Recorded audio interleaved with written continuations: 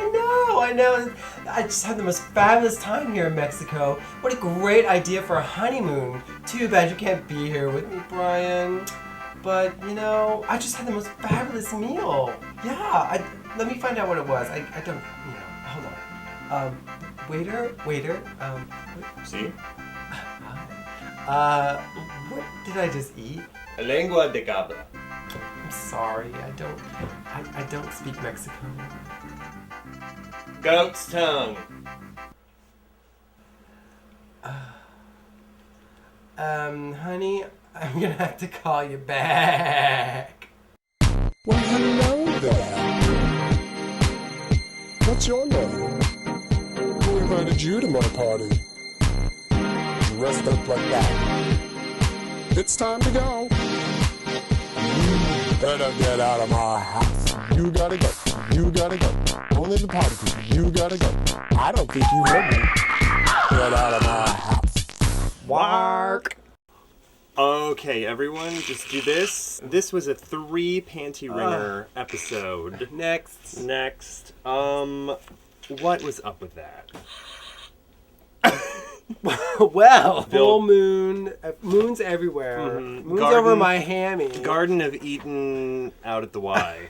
That was probably the hottest scene since the graveyard scene from season 1. Yes, it's true. Probably. But it was actually prettier. It was beautiful. I was looking visually at the beauty, but I'm sorry, there are twigs and pebbles and bugs underneath All up in your business. It's I think Eric was a gentleman and he laid down his basketball shorts. Wow. So anyway, welcome to Bloodwork.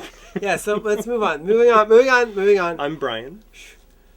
I don't know who I am. My memory's been erased. This is Andy. And this is Bloodwork at Camp Blood, the True Blood recap vlog. Craziness. Some things we saw coming, some things we did not. We start off with Lafayette and Jesus in Mexico. Yes, eating goat tongues. Delicious. Yeah. Which I'm sure it might be for some people. It looked surprisingly tender. It was like fork tender, like a nice, delicious to me. a nice sous vide. And then they had to go and they had to sacrifice an animal that had to come to them, and blah. And it's just me, or is Lafayette getting more and more Whoopi Goldberg every episode? If he gets some Reeboks he's got braids, actually. then it's deal. If he gets some red Reeboks and he says, "I'm a little black woman in a big silver box," but first and foremost, we've got blondie porn going on from beginning, opening scene and closing scene is 2 hot blonde people going at it. It's something that we've all been waiting for. We knew it was gonna happen eventually, and it happened finally. It did. Bill, of course, walked in on Eric and Suki on the couch, and Bill and Eric had a sissy boy slap party, which we totally saw coming. Eric was obviously going to end him in seconds, but as soon as he heard that he was the king, he was like, "Oh my god, oh my gosh, that is not who I am anymore." And poor Pam. Pam doesn't know what to do. Everything has been taken from her. Yeah, she has nothing. Her face is a mess. Oh my god, she looked fucked up. She did. She looked so fucked up. It kind of stinks. Oh, poor thing. And then until she goes after Tara and her girlfriend, and we don't have a good feeling about where that's gonna go. Nan Flanagan and her banana flan shenanigans. She's got somebody handling the flan under the table. She's like, I'm in the middle of something. Or something's in the middle of you. Okay. So then Arlene and Terry, their house burnt down, like we thought. No smoking in the boudoir. That was actually kind of touching, Arlene going after Mikey, even though she hated him and thought he was evil. But he was out there with the doll before the kids were even out there. Yeah, something's going on. And then who else was out there? Pretty black lady ghost. Oh! Who is this lady? Who's that lady? Who's that lady?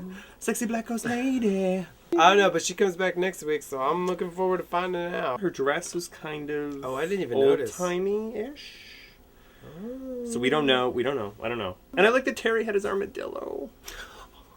We've heard so much about it for a while now. So then there's the whole Sam Tommy situation. Oh, snitchuation. Tommy turns into Sam.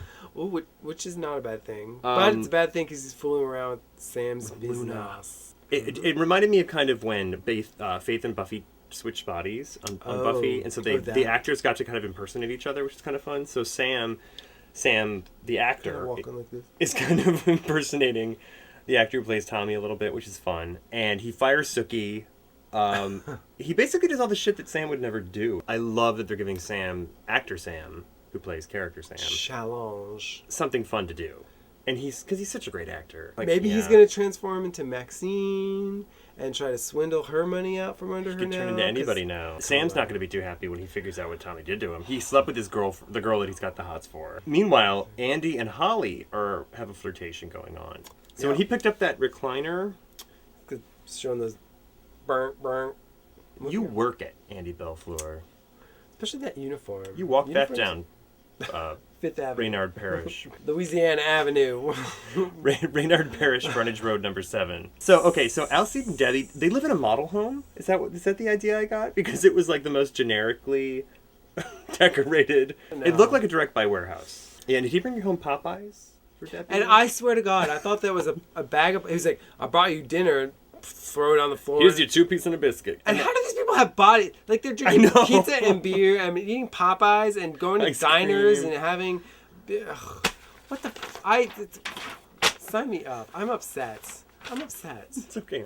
When Alcide and Debbie ran into Sookie later, when she was running around with the shotgun in the woods, they're like, you can't get turned. So Jason didn't turn yet. But that's not to say... The night isn't over. The night is not over. Not out of the woods yet. No, he's actually literally in the woods. Yeah, well... Literally, yeah. There's so much going on in the show, and the fact that they took the opportunity to kind of unify a lot of the different storylines by inserting a factor that affected them all. So the full moon was, I think, a really smart way to kind of align a lot of the plots that are going on, because I think a lot of people are like, there's so much shit going on in the show. It was sort of like it was like a sort of natural event, but it affected supernatural and natural world, and it sort of like locked the Bon-Ton universe into like a greater universe, a greater scheme of things. And it's something they haven't really done in the show. They haven't had like a holiday episode that would do that. No, that's true. But we know Halloween's coming up. Marnie. Oh, Marnie. She's like doing the long... So we learn more about Antonia. Oh my God. You know what? I feel so bad for her. Showing that she was raped by vampire priests in the Inquisition. It's like, who's the real bad guy? It's very Alan Ball. Speaking of, the actor who plays Louis, the rapist vampire priest... He was, anyway, Alan Ball's partner or boyfriend when he was on 6 Feet Under. Could you imagine? Like, I think you do some crazy shit on this vlog, but, like, I'm going to have you bite and rape a woman who's tied to the ceiling. I don't think I'd be too convincing. But And I guess the other major thing is Jason and Jessica have a real big... Did you ever do that in high school? Like, go and, like, lay in the grass, lay there and talk all night? On the hoods of cars. Well, I would actually hang out in shopping carts in a parking lot of the condominium. Oh, okay. And we would stargaze. Yeah, you know. So I think that scene kind of worked for me. Yeah. I also did Ouija boards when I was in high school, and I just did acid. And then, Abuelo, like, has a snake bite Jesus in the neck, and then leaves, and Lafayette like channels Tito Puente. Wait, who was it? Tito Luca. But it didn't even look like he did a spell or something to combat the venom. I don't know that he's a witch. He might just embody something, because he didn't incant anything. No. Why was Lafayette the vessel? I think he's an open. I think he might be an like open Marnie. mic. He's an open mic night. Could be good, it could be bad. No, you never know. No, he's like Whoopi Goldberg and Ghost. Seriously, he totally is. Oh my God. He's like, Jesus, you in danger, girl. But he's able to save Jesus without, sucking the venom out of him. Wow. But you know what? I wouldn't mind if he had to suck a little venom out of him. No, I wouldn't mind either. We don't see much venom sucking going on in that relationship. Whatever. Well, hello, running off into the middle of the forest, carrying a shotgun by yourself. Well, at least she's got a shotgun. On a full moon. She can shoot lasers at There are people. werewolves. There's a whole... She knows what she's doing. No, she doesn't.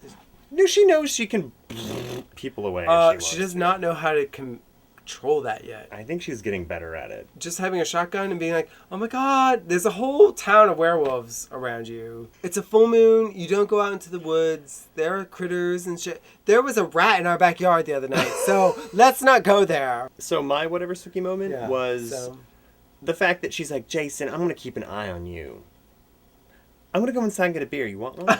Like, lady. In general, this season, she's super strong. She's making super sense. motivated. She's like saying, fuck y'all if y'all, like, I'm doing what I think is right. And she's getting it. And she's getting it. Okay, now it's a time where we write down which character with whom we would like to most do bad things. 3, 2, 1, goo. Sam! Eric. Why did you pick it? My rival? Sorry. Ah, no. You know what? It wasn't because of the last scene. It's because of the first scene. I think actually we'd picked Eric a couple seasons ago, but he's been in like full on like douchebag club. Douchebaggery, yes. You know, club trash mode. But I'm sorry, but I mean, Sam has been awesome for me lately. Sam's always awesome. I think it should be a Sam and Luna spinoff. They should open. They should open a saloon called Saloon. Oh my god, brilliant! Listen to it. Listen.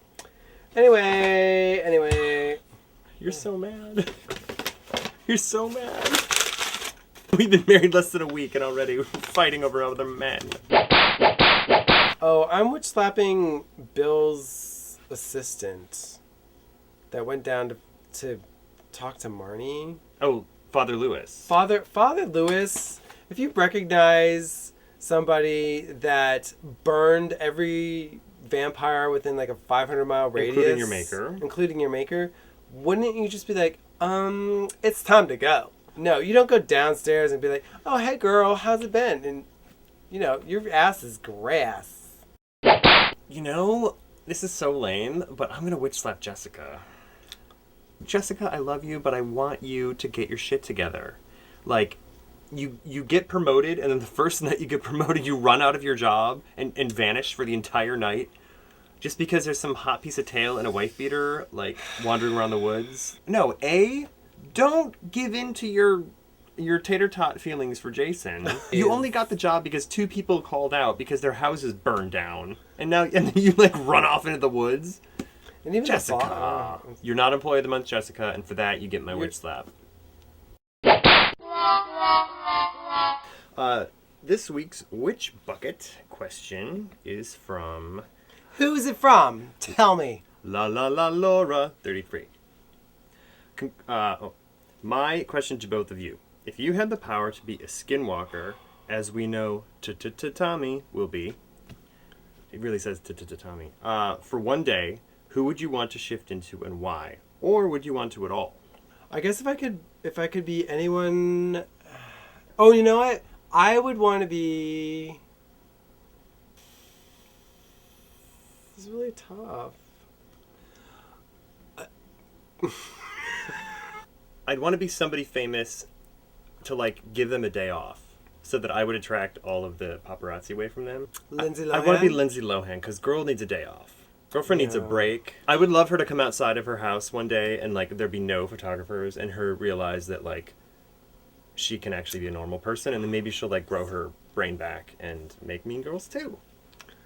Oh my god! That's really what we all want, isn't it? Either that or Michelle Obama. Oh, you know what? I want to skinwalk as Alan Ball right before he starts filming season 5! And I would walk in and I would just be like, hold up! I want you and you to do this. You and you to do this. And I would shoot it all in one day and then it would be like, fabulous! You could shoot it all in one day. I could be like, okay, it's like Bill this and Sam vlog. sandwich. Now Eric, Bill, and Sam sandwich. Now just Eric and Alcide sandwich. And now Sookie squeezing between all of that. And then Lafayette sandwich. And then Jessica's sandwich. And then there would just be a giant pile on. You are the Earl of Sandwich. So watch your back, Alan Ball, is what we're saying. So thank you, Laura 33.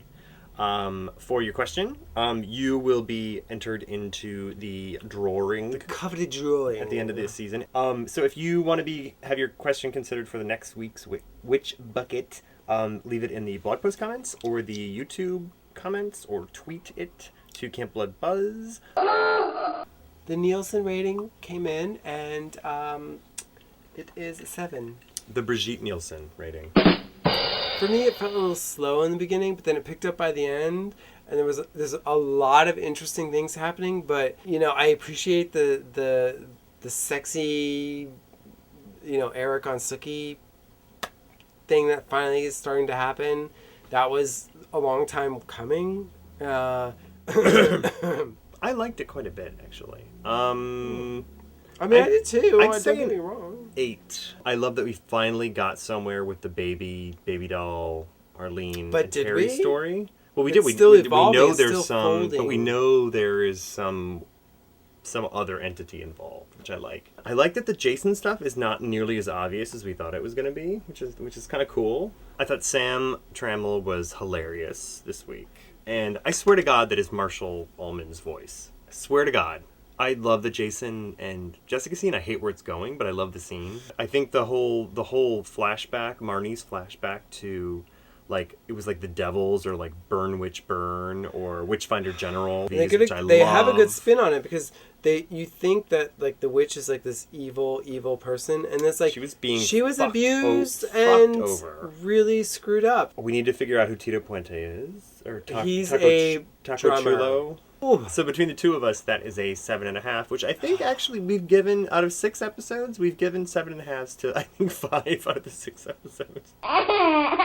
So I hope everyone else enjoyed their blue moons. Our blue moons are purple. I don't know why. Check back every Friday for a cocktail to match the next Sunday night's episode. Check at campblood.org. At campblood.org, yes. And thank you, everyone, so much for your kind well wishes on our recent nuptials. Oh my goodness. It was amazing. Super fantastic. duper. We've had a great week. Uber sweet. And oh, I hurt myself. We will be back next week with more blood work. Tune in next time when Sookie's legs say, oh my god. That's a bad way to end it.